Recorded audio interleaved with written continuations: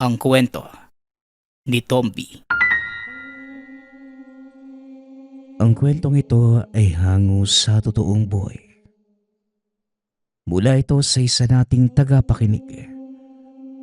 Karanasan ito ni Maki. Walang eksaktong taon. Probinsya ng Masbate. Teka lang ho, saan po ba ilalagay itong mga sako ng kalabasa, Mang Sito? Tanong ng binatang si Vicente. Diyan na lang sa tabi, Vicente. Maraming salamat ha. Naubos mo na bang hakutin yung mga kalabasa? Tanong na matandang amo na nagngangalang Mang Sito. Isang sako na lang po, Manong. Patapos na din po. Bakit po? Wala naman. Nagtatanong lang. Ito pala ang bayad sa mga hinakot mo ha. Maraming salamat po ha. Tamang-tama. Di pa nga po ako kumakain eh. Ha? Hapon na ha. Hindi ka pa kumakain. Hala, tapusin mo na yung trabaho mo at ililibre kita ng hapunan. Ikaw talagang bata ka. Ang hilig mong magpalipas ng gutom. Naku, Manong. Sanay na din po kasi ako, Mang Sito. Sige po, tatapusin ko na muna yung trabaho ko ha. O sige iho. Hoy Maki, bakit hindi mo ko tulungan sa pagsasalansa ng mga kalabasa? Nang sa ganun makasabay ka sa amin mamayang hapunan. Sige po, Mang Sito. Wala na din naman akong gagawin eh. Wika ni Maki. Pag-alagala sa palengke ng bayan itong si Maki. Bata pa lamang, iniwan na ito ng mga magulang. Hindi alam ng paslit ang dahilan kung bakit siya inabandona ng mga ito. Natutong mamuhay para sa sarili. Hindi na alintana ang init ng araw, maging ang bigat ng trabaho o lamig ng ulan. Ang mahalaga lamang para sa kanya ay makapag-ipon ito ng pera mula sa malinis na paraan. Simpleng bata lamang itong si Maki. Walang ibang hilig kundi ang makipaglaro sa kapwa bata sa tuwing matatapos ang mga gawain at masigurong may sapat na siyang pera para sa agahan kinabukasan. Hanggang sa nakilala nito ang dayong binata na nagngangalang Vicente, na naging dahilan ng tuluyang pagbabago ng kanyang buhay. Alam mo ba Vicente, malaki ang potensyal mo. Bakit hindi ka pumasok sa militar? Sayang ang tanggad mo at laki ng pangangatawan. Wika ni Mang Sito. Oo nga po, Kuya Vicente. Bakit hindi ka nagsundalo? Tanong ni Maki. Alam niyo, Manong, mas gusto ko na lang pong mamuhay ng simple. Walang inaalala o kinakatakutan, kundi kalam ng sikmura. Isa pa, takot kasi ako sa bala eh. Tugon ni Vicente. Parang hindi naman totoo yung sinasabi mo. Minsan, nakikita kaya kitang nakikipag... Biglang tinakpa ni Vicente ang bunganga ni Maki. Ay nako, ikaw talagang bata ka. Kung ano-ano na naman ang sasabihin mo. Pwede ba Maki? Iwasan mo ang paggawa ng kwento. Dahil yan ang ikapapahamak mo balang araw. Sita ni Mang Sito. Dinitigan ni Vicente ng masakit ang bata. Nakuha naman ito ang ibig niyang sabihin. Oo nga naman, Maki. Ang hilig mong gumawa ng kwento eh. Alam mo bang masama yun? Wika ni Vicente. Opo, pasensya na po ah. O siya, ibabalot nyo na lang itong mga natira ha at dalhin nyo pa uwi. Mauuna na ako sa inyo. Madaling araw pa lang kailangan ko nang magbukas. O nga pala Manong no, araw ng merkado bukas. Kung gusto mo Mang Sito, sasamahan na lang kita bukas eh. Mabuti nga yung naisip mo ha. Medyo marami nga akong paninda ngayon eh. Kakailanganin ko nga ng tulong ng isang malakas na kargador. Wika ni Mang Sito. Tara na po Kuya Chris, umuwi na tayo. Inaantok na po ako eh. Sabat ni Maki. O siya, magkita na lang po tayo bukas Manong Sito. Nagmamadali na itong kasama ko eh. Wika ni Vicente. Matapos ang pag-uusap, tuluyan nang umalis si Mang Sito sa lugar at naiwan naman sina Vicente at Maki. Ikaw talaga, kahit kailan, bakit hindi mo pigilan yung bunganga mo? Alam mo, mapapahamak talaga tayo dahil dyan eh. Wika ni Vicente.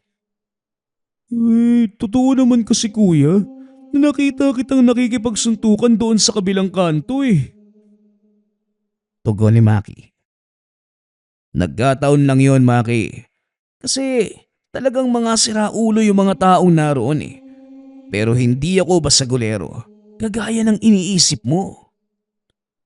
Alam ko naman yung kuya, pero ang pinupunto ko lang.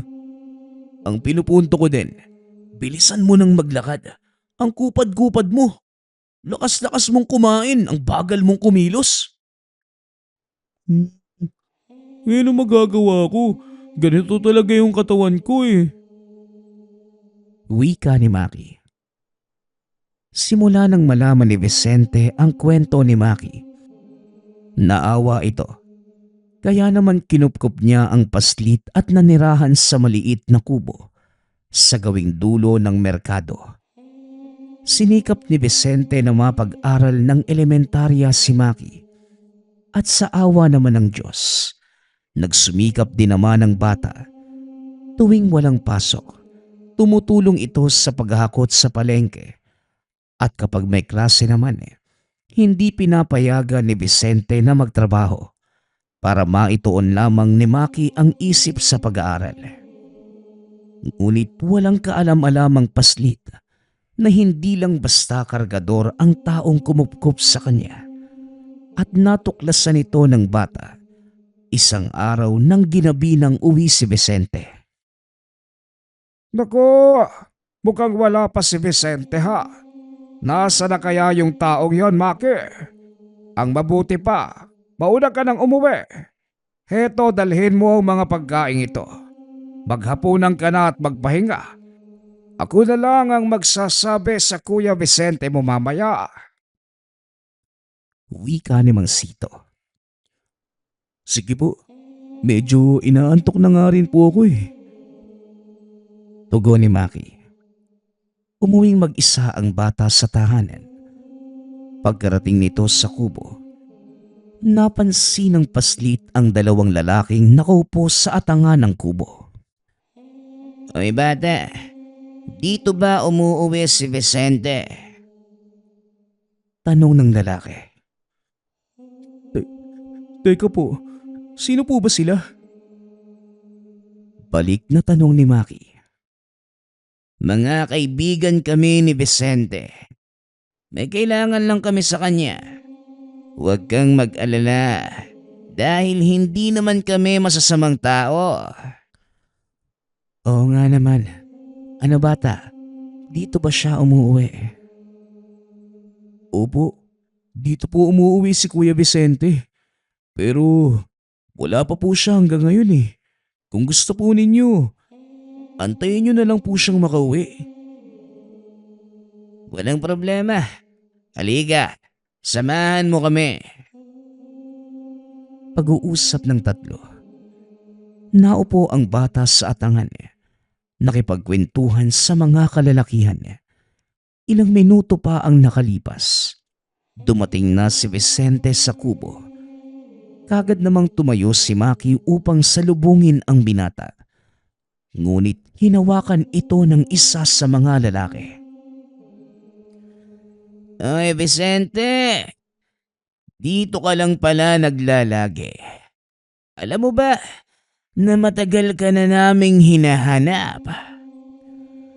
Wika ng isa sa mga kalalakihan. At paano nyo naman ako natuntun? Kilala ka sa legan na ito. At hindi mahirap hanapin ang isang katulad mo, Vicente. Nagsasayang lang kayo ng oras dito. Hindi na ako tatanggap ng trabaho mula sa inyo. Matagal na akong nagretiro. Hindi na nga ba? Nanlaki ang mga mata ni Vicente nang makita ang patalim na nakatutok sa leeg ni Maki. Huwag niyong idamay ang bata rito. Wala siyang kinalaman sa problema natin. Simple lang naman ang ipapagawa namin sa'yo, Vicente. Pero alam naming tatanggi ka. Kaya kailangan namin ng pamain. Pasensyahan na lang tayo, Vicente. Desperado na din kami. Kailangan namin ng serbisyo mo. Binabalaan ko kayo. Bitawan niyo ang batang yan. Dahil wala siyang kinalaman dito. Wala nga ba? Madidinig niya ang lahat ng pinag-uusapan natin. Kaya damay na din siya rito. Pumayag ka na, Vicente. Dahil kung hindi, baka demonyuhin tong kamay ni Marco. Kawawa naman yung batang yan. Kuya, tulungan po ninyo ako. Ayoko pong mamatay. Walang mamamatay, Maki. Huwag kang mag-alala. Sige na, pumapayag na ako sa isang kondisyon. Pakawalan niyo ang batang yan. Madali ka naman din palang kausap eh. Itinulak ng isa sa mga kalalakihan si Maki at dali-dali naman itong tumakbo papunta kay Vicente. Maki, ayos ka lang ba? Ayos lang po ko, kuya. Sino po ba yung mga taong yan? Ang buong akala ko, mga kaibigan mo yung mga taong yan. Mamaya ko na ikukwento sa'yo. Sa ngayon, huwag kang aalis sa tabi ko. Lindo, sabihin niyo sa akin ang gagawin. Simple lang naman. Kagaya ng dati, may ipapaligpit lamang kami sa'yo. Masyado na silang nagiging sakit ng aming ulo.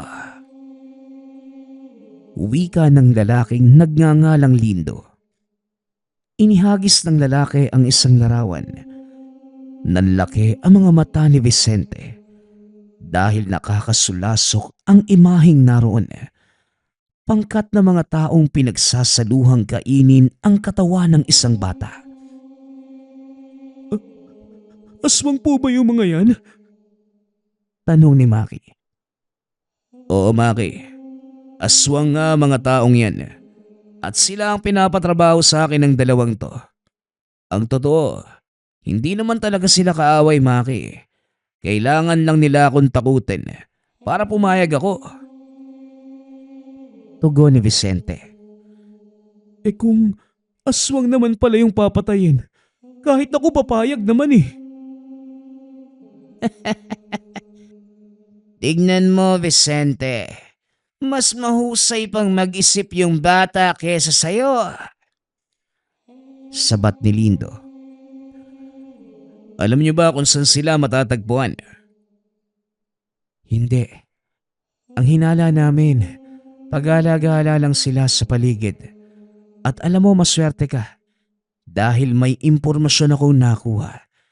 Nandito sila sa bayang to at hindi ka na mahihirapan. Kaso lang, matagal na akong walang mga kagamitan eh. Hindi problema ang mga gamit, Vicente. Bukas ng umaga, ipapahatid ko sa lugar na ito ang mga dati mong gamit. Magpasalamat ka. Iningatan ko ang lahat ng yon eh. Magkita na lang tayo bukas, Vicente. Sige na, mauuna na kami. Matapos ang pag-uusap, kaagad ding umalis ang dalawa. Nagulat si Vicente nang biglang magsisigaw si Maki. Ayos! Ang astig naman pala ng totoo mong trabaho, kuya. Akalain mo yun? Mamamatay aswang ka pala? Wika ni Maki. Makikita sa mukha nito ang labis na pagkasaya. Oo, pero sikreto na lang natin yun ha.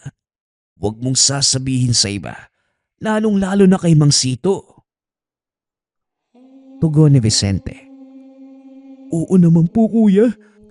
Pangako, hindi ko po sasabihin sa kanya o kahit kanino.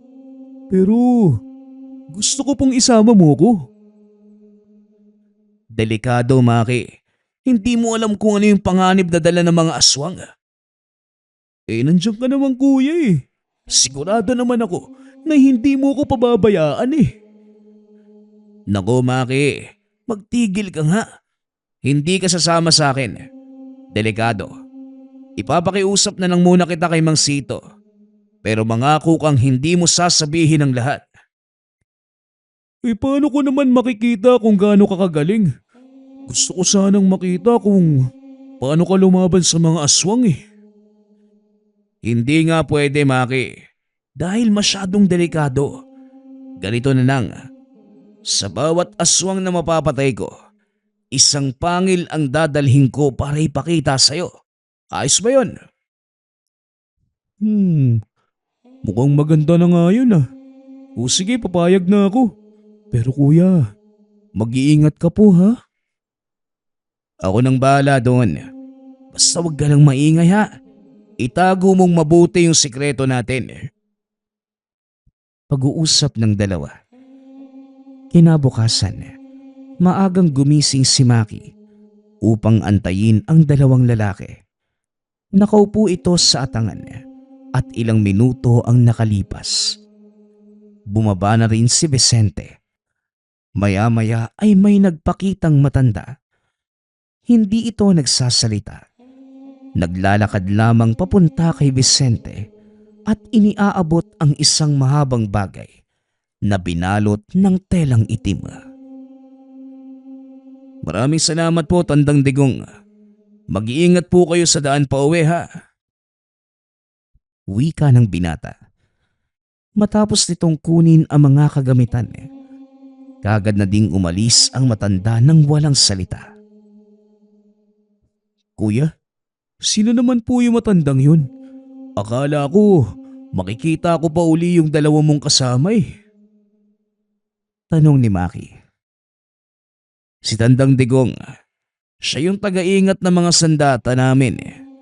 Tara sa loob ng bahay at ipapakita ko sa iyo mga armas ko. Wika ni Vicente.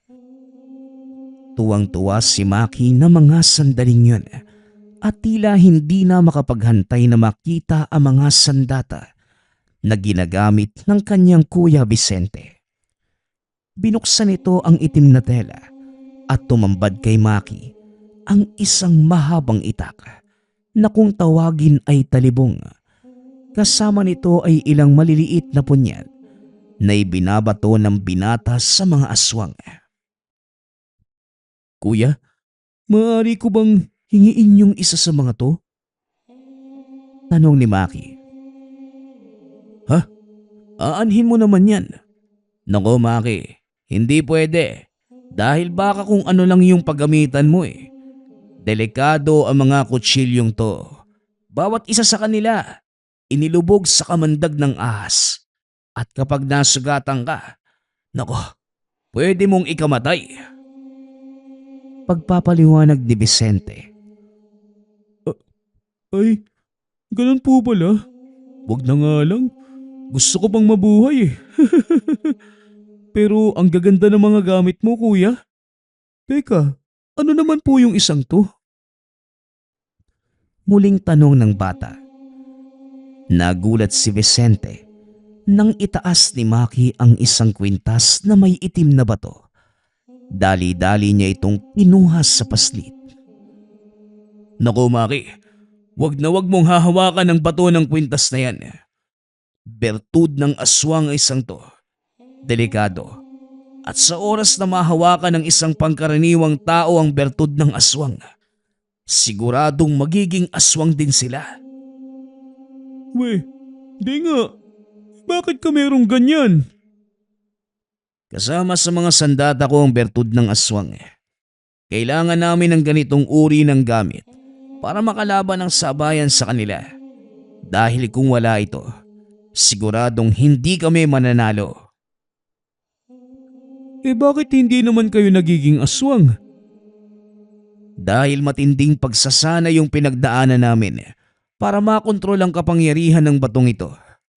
Sa ngayon, hindi ko pa lubusang may papaliwanag sa iyo Pero pagdating ng tamang panahon, maiintindihan mo din ang sinasabi ko.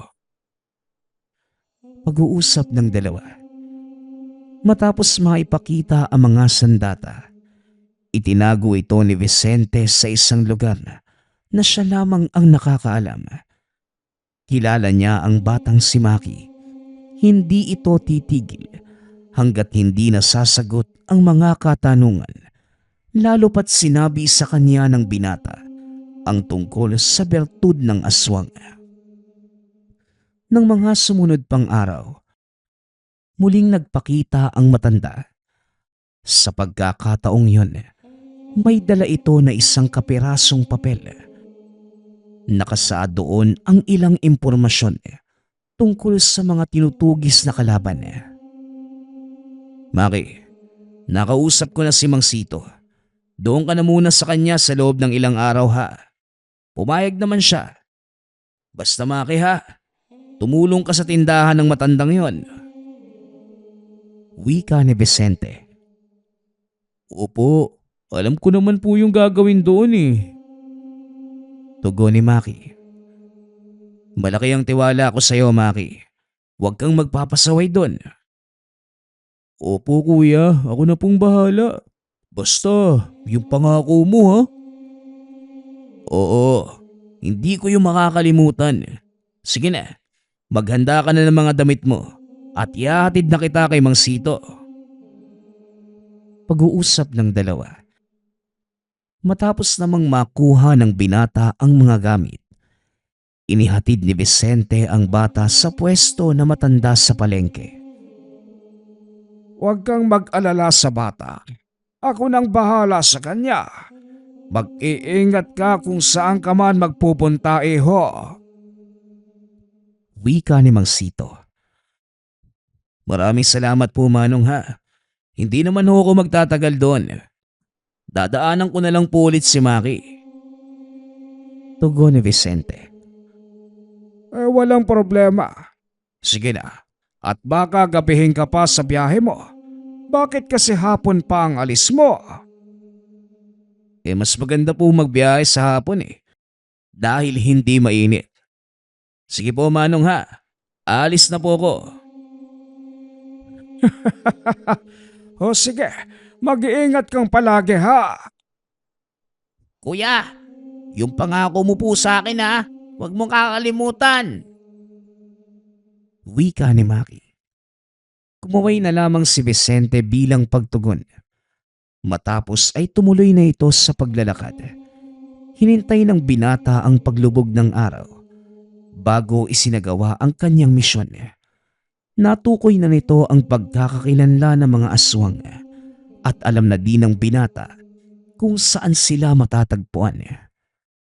Nakapwesto ito sa mismong tahanan. Ngunit sa kasamaang palad, tila iisa lamang ang nakatira sa lugar. Hindi na nag-aksaya pa ng oras si Vicente. Sa paglubog ng araw, kaagad itong sumalakay. Sinipa nito ang pinto ng tahanan. Nagulat ang tao sa loob. Tama nga ang hinala ni Vicente. Mag-isa lamang ito sa tahanan. Nasaan ang mga kasama mo? Sumagot ka, aswang! Tanong ni Vicente.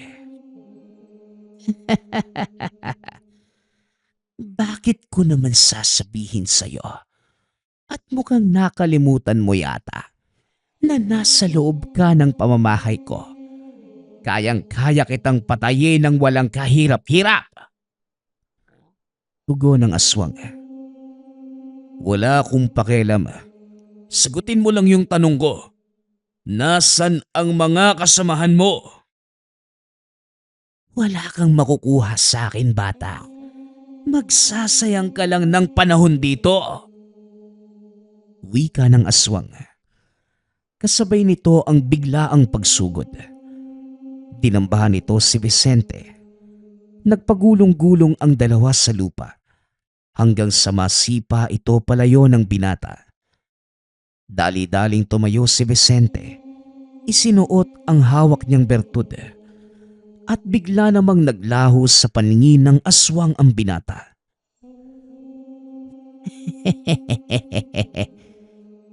Ginagamit niyo na din ba ang aming mga kakayanan? Sa tingin mo ba, mapapantayan mo na kami? Isa ka pa ding mortal at hindi kailanman sasapat ang kakayanan niyo sa aming mga aswang. Wika ng aswang. Alam mo, masyado kang maingay. Bakit hindi na lang natin subukan? At kung talagang mas mataas kayong mga aswang sa aming mga tao, edi ipakita mo. Paghamon ni Vicente, alam ng binatang hindi siya nakikita ng aswang dahil sa taglay nitong sabulag na nagmumula sa bertud. Kinuha ni Vicente ang pagkakataon upang sumugod. Binunot ng binata ang kanyang talibong at walang pagdadalawang isip na pinugutan ng ulo ang aswang. Gumulong ang ulo nito sa lupa at dali-daling bumagsak ang katawan. Nako, sayang naman di ko makukuha yung pangil mo. May pinakakuan pa naman ako niyan. Wika ni Vicente. Pinatay na lamang nito ang aswang dahil wala din naman siyang makukuhang impormasyon. Sinindihan ng binata ang buong tahanan. May ilang taong nakakita, ngunit hindi naman siya nakilala dahil nakatakip ang mukha niya ng mga sandaling yon. Ipinagpatuloy lamang ng binata ang paghahanap sa mga aswang. Isa-isa niya itong nahanap at pinagpapatay. Napagtanto din ni Vicente na maaaring natunugan na ng mga kalaban ang kanyang pagdating. Kaya nagkanya-kanya na ng lakad ang mga ito para malaman ng bawat isa kung sino ang sumasalakay sa kanila. Hanggang sa dalawa na lamang ang natira. Medyo nahirapan si Vicente dahil napakahusay magtago ng mga ito. Hindi rin siya maaaring umuwi sa tahanan dahil sa pangamba na baka masundan at mapahamak pa ang mga taong malapit sa kanya. Ngunit sa kasamaang palad, walang nagawa ang binata. Napag-alaman itong umaaligid sa tahanan ni Mang Sito ang isa sa mga hinahanap niyang aswang. Nagawa itong masundan ng binata nang tumakas sa pinagtataguan. Hindi nagpahalata si Vicente. Maingat itong nagmatyag sa paligid dahil ayaw niyang malaman ni Maki na naroon siya. Siniguradong mabibisto ang kanyang mga plano kung sakasakali. Ngunit kahit anong gawing iwas ng binata, hindi nito natakasan ang napakatalas na paningin ni Maki. Nakatago sa likod ng puno si Vicente. Nang mapatingin sa kanya ang paslit, dali-dali itong tumakbo papunta sa pinagtataguan. Sabi ko na ikaw nga yan, kuya Matagal ka na po bang nakauwi? Tanong ni Maki. Huwag kang maingay, Maki. Nandito ang isa sa mga hinahanap ko. Ang mabuti pa, bumalik ka na sa loob ng bahay. Mas ligtas kayo doon. Tugon ni Vicente. Di mas maganda, kuya, dahil makikita ako mismo kung paano kang makikipaglaban. Huwag nang matigas ang ulo, Maki. Delikado nga kung mananatili ka sa labas ng bahay habang nakikipagsagupaan ako. Hindi natin alam kung ilan silang nandito. Wika ni Vicente. Habang nag-uusap ang dalawa, walang kaalam-alam ang mga ito na nasa likod na nila ang kalaban. Biglang dinamba ng nilalang si Vicente. Nabitawan nito ang hawak na itak. Kuya Vicente, tumayo po kayo. Huwag kang magpapatalo sa pangit na yan. Wika ni Maki. Napansin nito ang isa pang aswang na naglalakad ng marahan papunta naman sa paslit. Maki, bilisan mo na. Pumasok ka sa loob ng bahay ni Mang Sito. Wika ni Vicente. Mabilis namang tumakbo ang bata papasok ng tahanan. Ngunit sa kasamaang palad, nahawakan ng aswang ang paa nito. Dahilan para bumagsak at gumulong sa lupa. Hinila ng aswang ang bata at saktong nahawakan nito ang talibong ni Vicente. Bagaman may kabigatan, pilit niya itong itinaas upang itarak sa katawan ng aswang na nakadagan sa kanya. Nang maramdaman ng nilalang ang talim ng sandatang dahan-dahang bumabaon sa katawan, napasigaw ito. Ngunit huli na ang lahat dahil tuluyan ng naisaksak ni Maki ang talibong sa dibdib ng nilalang. Nakita mismo ito ni Vicente at napangiti, sabay sipa sa nilalang na nakadagan sa kanya. Mabilis itong tumayo at binato ng maliit na kutsilyo sa ulo ang kalaban. Pilit binubunot ng nilalang ang patalim. Ngunit dahil malalim ang sugat, nahirapan itong tanggalin ng punyal.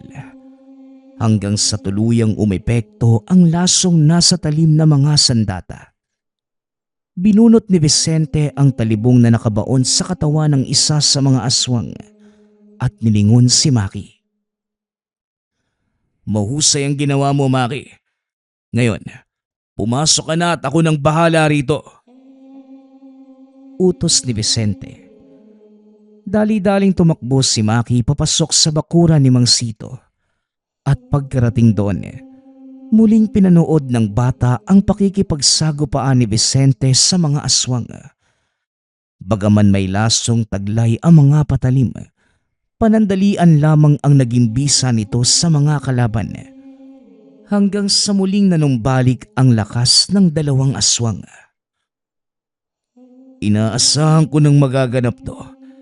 Pero hindi ibig sabihin, magpapatalo na ako sa inyo. Wika ng binata. Muli nitong isinuot ang bertud ng aswang at ginamit ang taglay nitong kakayanan. Sa pagkakataong yun, hindi na naglaho ang binata. Wala ding nakitang pagbabago sa kanya ang mga aswang. Ngunit nagulat ang mga ito nang biglang sumugod ang binata dahil napakabilis nitong kumilos. At isang bagsak lang ay nagawa silang patumbahin ni Vicente. Sa bawat paggamit ng binata sa bertud, kakaibang kakayanan ang lumalabas sa kanya. Alam ni Vicente na maaaring narating na ng bertud ang sukdulan ng kakayanan nito at hindi na maganda ang susunod na mga mangyayari. Kaya tinanggal ni Vicente ang bertud. Inihagis ito sa malayo at muling binunot ang kanyang talibong. Dali-daling hinarap ang mga aswang. Nang hindi gumagamit ng kahit anong kakayanan mula sa mga kalaban. Alam ni Vicente na mas malakas sa kanya ang mga nilalang. Ngunit hindi ito ang panahon para sumuko. Dahil nakasalalay ang kaligtasan nila Mang Sito, maging ng batang si Maki. Walang kaalam-alam ang matanda sa mga nangyayari. Kaya naman minabuti na ni Vicente na tapusin ang laban sa lalong madaling panahon. Sinalubong nito ang bawat atake ng mga kalaban gamit ang kanyang talibong. Gawa sa kakaibang uri ng metal ang sandata, kaya napakagaan kaya nakokontrol ng binata ang bawat hagupit nito sa mga kalaban. Hanggang sa pinagpira-piraso na ni Vicente ang mga aswang at pagkatapos, dali-dali niyang sinunog ang mga ito gamit ang tuyong mga dahon ng nyog sa paligid. Nakita naman ni Mang Sito ang malaking ningas ng apoy, kaya dali-dali itong lumabas. Aba, Vicente, ikaw pala yung nariyan ha? Akala ko kung sino. Mabuti naman at nakabalik ka na. Wika ni Mang Sito. Oo nga po Manong eh.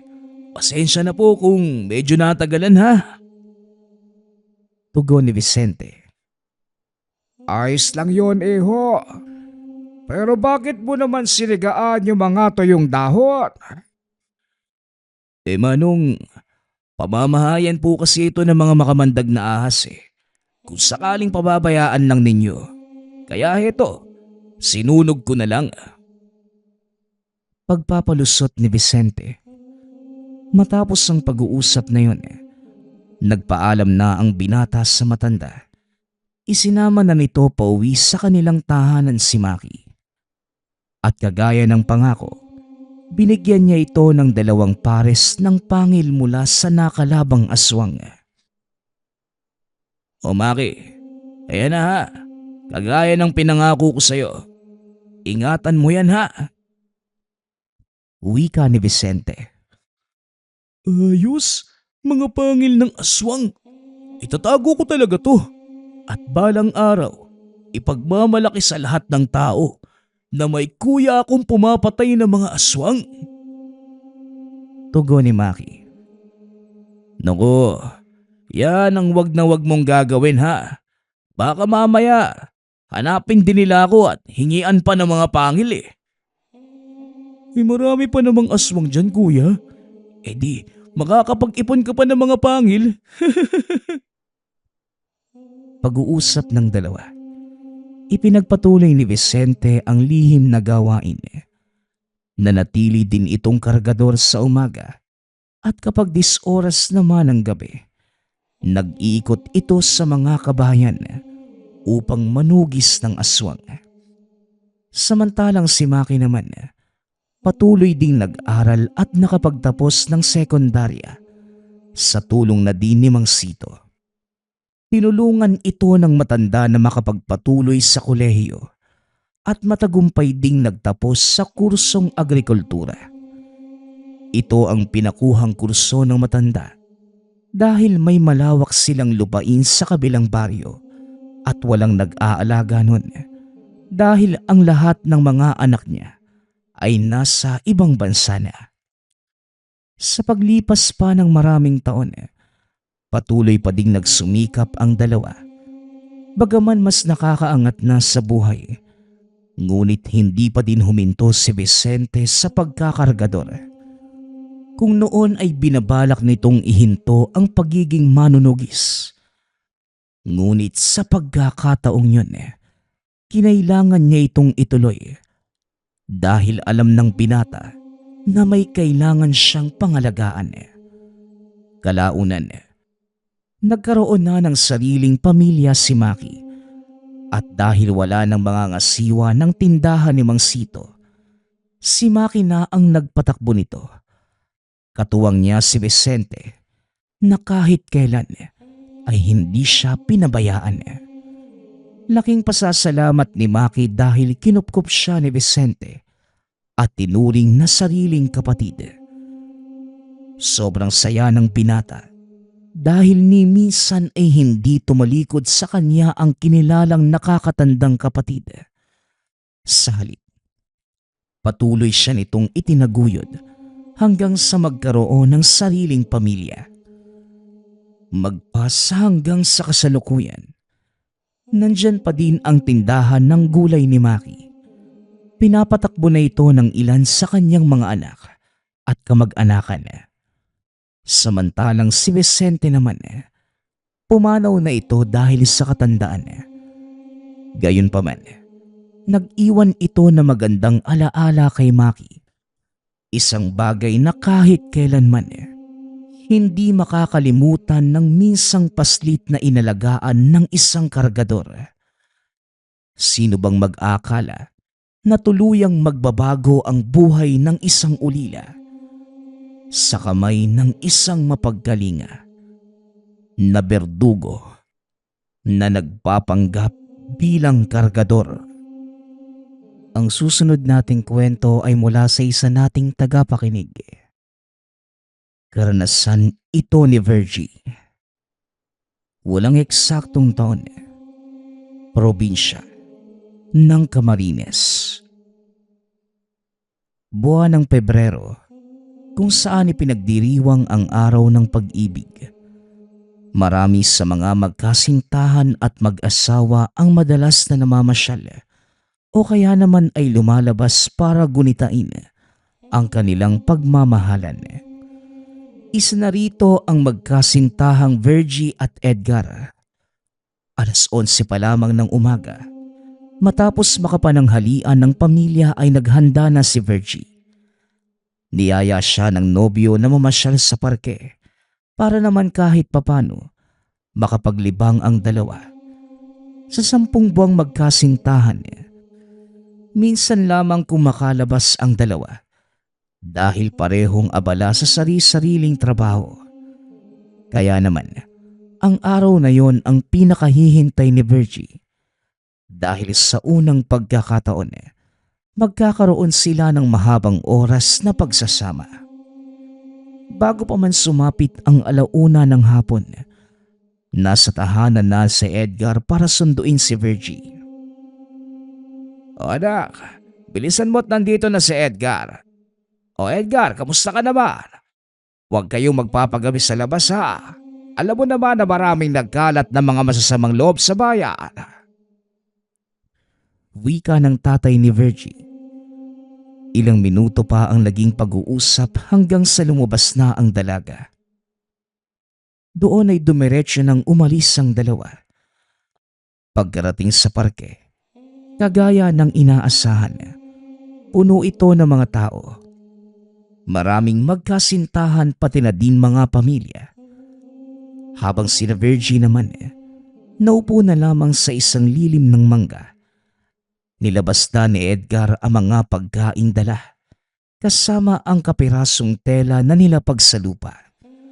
Sa kanilang pag-uusap, bakas sa mukha ni Edgar na may kung anong nais itong sabihin dahil nauutal-utal pa ito na tila wala sa sarili. Kaya naman, hindi na napigilan ng dalaga na tanungin ang nobyo. Maya-maya pa, napasabi na lamang si Edgardo ng, mahal, ano kasi, handa ka na bang magpakasal? Pwede na ba kitang maging asawa? Wika ni Edgar. Dahil sa nadinig, hindi malaman ni Virgie ang sasabihin. Tumulo na lamang ang mga luha dahil sa sobrang saya. Dati pa man, alam niya sa sarili na si Edgar talaga ang gustong makasama sa panghabang buhay. Kagad naman na sumang-ayon ang dalaga at ng mga oras na yon, lubos ang kaligayahan ng dalawa. Bandang alas 6 ng gabi ay nagpasya ng umuwi si Edgar. Niyaya naman ng nobyo si Virgie na sumama muna sa tahanan para formal na maipaalam sa mga magulang ang balak na pagpapakasal. Pagkarating sa lugar, eksakto namang kumakain ng hapunan ang mag-anak, kaya sumabay na ang dalawa. Samantala, nang matapos na maipaalam ni Edgar ang balak, kagad namang napatitig ng masama ang ina nito kay Virgie. Anak, sigurado ka na ba talaga sa pasya mong yan? Ikaw, iha, hindi madali ang maging ina. Alam mo naman yon. Pero kung talagang gusto mo na rin kunin ang anak namin, wala na akong magagawa. Siguraduhin mo na lang nakakayanin mo ang lahat ng pagsubok kasama siya. Wika ng ina ni Edgar. Hindi man direktang sinabi na magiging biyenan, ramdam ni Virgie sa sarili na tutol ang ina ng nobyo sa kanilang pag-iisang dibdib. Dati pa man, kahit nung bago pa lamang, sa tuwing ipinapasyal ito sa tahanan, parating taas kilay ang ina dahil batid ni Edgar na hindi na komportable ang nobya. Biniro na lamang nito ang ina para malingat ang atensyon ni Virgie. Magmula nga ng araw na yon, nang malaman ng kanilang mga pamilya ang pasyang pagpapakasal, labis naman ang paghahanda ng mga ito. Hanggang sa lumipas pa ang 2 buwan, tuluyan ng nag-isang dibdib ang dalawa. Tumira si Virgie sa tahanan nila Edgar. Hindi nagtagal, nagdalang tao na ito. Samantala kahit ilang buwan nang nakatira sa tahanan nila Edgardo, hindi pa rin magawang maging komportable sa tahanan dahil walang humpay sa pagpaparinig ng kung ano-ano ang ina ni Edgar. Bagamat nasasaktan na, lalo pat buntis, minabuti pa rin itong wag nang isumbong sa asawa para hindi na magkaroon ng anumang hindi pagkakaintindihan sa loob ng tahanan. Tumagal ang ganitong sitwasyon hanggang sa mailuwal ni Virgie ang sanggol mula sa sinapupunan. Ang pag-aakalang makakapagpabago ng sitwasyon ng bata, kabaliktaran pala ang mangyayari. Bukod sa hindi magandang pakikitungo kay Virgie, maski ang sanggol, hindi man lamang magawang kargahin kahit pa batid na nahihirapan na ang manugang. Isang araw, dahil naging abala si Edgar sa trabaho, hindi ito nakapaglaba ng mga damit ng mag-ina. Siya ang tanging gumagawa nun dahil hindi pa gaanong nakakagalaw ng maayos si Virgie. Nahirapan ito sa pagluwal sa bata. Kaya talaga namang iniingatan ng asawa para makaiwas sa binat. Dahil sa sitwasyon, natambak ang mga labahin at eksakto namang pumasok ang ina ni Edgar sa kwarto. Nang walang ano-ano bigla na lamang itong nagalit dahil sa kalat. Kahit ano pa mang paghingi ng paumanhin ni Virgie, hindi ito nagpapaawat kaya nagkaroon ng sagutan ang dalawa. Yun lamang ang unang pagkakataon na sumagot si Virgie sa biyenan. Kaya naman tinitigan ito ng masama. Una pa lang, pinalaan na kitang hindi magiging madali ang pag-aasawa. Kaya nga hindi ako dumalo sa kasal ninyo. Pahiwatig yon na kahit kailan, hindi mo makukuha ang basbas ko sa relasyon nyo ng anak ko. Kaya huwag kang magpapakampante. Hindi mo alam, iha, kung sino ang nasa harapan mo. Wika ng biyenan.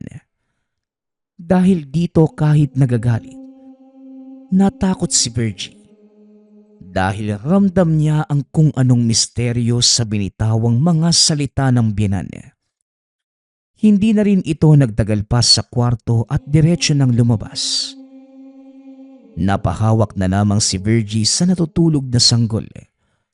Napakatagal na niyang nagtitiis sa ugali ng ina ng asawa.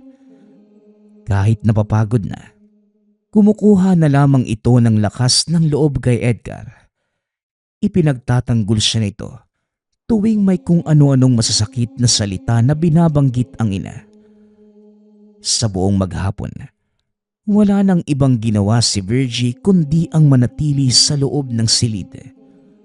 Samantala, ang biyena naman nito, nagpalipas ng oras sa labas ng tahanan. 6:00 ng gabi nang makabalik ng tahanan si Edgardo. Bakas sa itsura ang pagod kaya si Virgie na ang nagboluntaryong maglaba. Nang mga oras na yon, hindi naman na ito pinigilan pa ng asawa. Kaya diretso lamang ito sa ginagawa. Maya-maya pa, bigla na lamang nakaramdam ng panlalamig sa mga paa si Virgie. Unti-unti itong tumataas hanggang sa makarating sa ulo. Dahilan para hindi na makagalaw si Virgie. Bukod sa sobrang panlalamig na nararamdaman, may kasabay din itong kuryenteng mahapdi na nagpapaikot-ikot sa katawan niya. Dahan-dahang naglakad si Virgie papasok ng kwarto. Nang makaupo sa higaan, sumabay naman ang pagbulwak ng napakabahong likido na nagmumula sa kanyang tiyan. Ilang minuto pa ang lumipas. Nawala ng malay si Virgie. Nataranta naman ang asawa nito at kagad dinala sa ospital. Pagkarating naman sa ospital, walang nahanap ang doktor na mali sa katawan ni Virgie. Maging ang mga ito, hindi maipaliwanag ang likidong lumabas sa katawan ng babae. Nang mga sumunod na araw, dumalaw naman sa ospital ang ina ni Virgie. May kasama itong matandang babae na kagad na lumapit at pinagtapat ang dalawang hinliliit. Nako, nabiktima ang anak mo ng isang mangkukulam. Kung ako sa'yo, Imelda, ilabas na natin ang anak mo at dalhin na natin sa tahanan ko. Hindi naman po pwedeng dito natin isagawa ang ritual. Wika ng manggagamot. Dahil dito, nagpasya na rin ang ina ni Virgie na ilabas ito ng ospital. Bago pa man makauwi sa sariling tahanan, dinaanan muna ang anak sa bahay ng asawa. Nagpaalam naman ito kay Edgar na iuuwi muna ang anak at wala namang naging problema.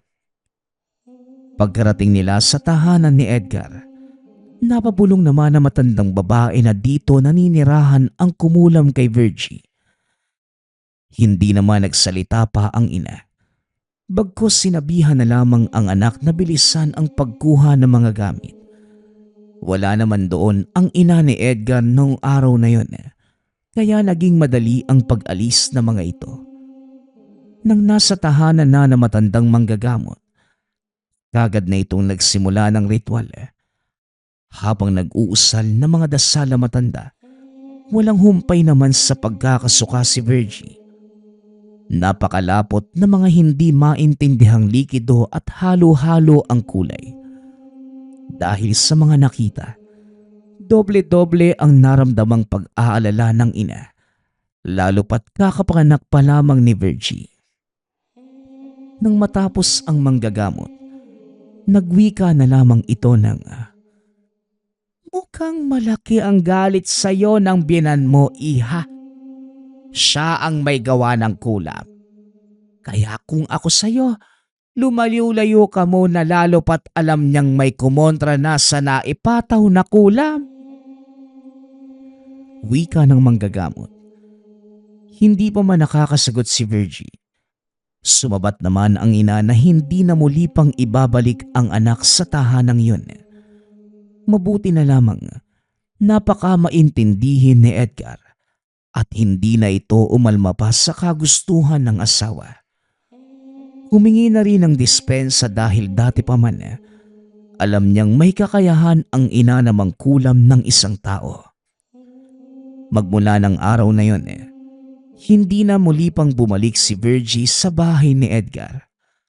Samantala, ang asawa na lamang ang palagian na dumadalaw sa kanila para makasama ang kanyang mag-ina.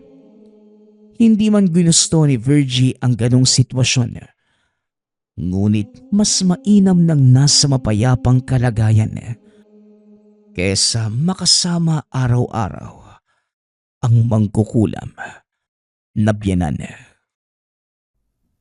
Nagpapasalamat nga pala ako sa lahat ng sumusuporta sa ating channel.